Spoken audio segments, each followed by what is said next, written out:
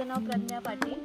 तालुका कृषी अधिकारी खालापूर अंतर्गत कृषी तंत्रज्ञान व्यवस्थापन यंत्रणा आत्मांतर्गत आपण करंबेळी गावामध्ये नैसर्गिक शेती या विषयावर शेतीशाळा घेणार आहे आणि त्या विषयामध्ये आपल्याला दापोली येथे प्रशिक्षण 1 दिवसीय प्रशिक्षण दिले गेले होते आणि त्याच प्रशिक्षणामध्ये गोकुपामृताचे कल्चर दिले होते.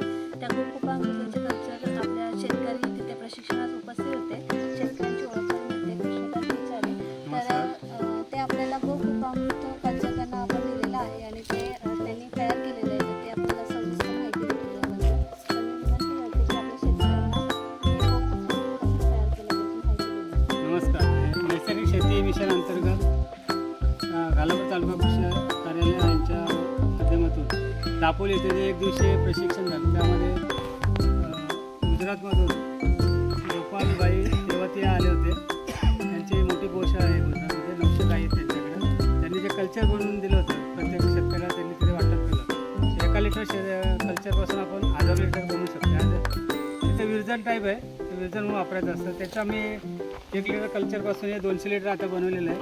त्याच्यामध्ये आपण 2 किलो काळा गूळ आणि 2 लिटर ताक असं मिक्स करून आणि 1 लिटर कल्चर गोकृपा अमृत असं मिक्स करून हे 7 दिवस आपण रोज सकाळ संध्याकाळ त्याला ढवळून घेतलं.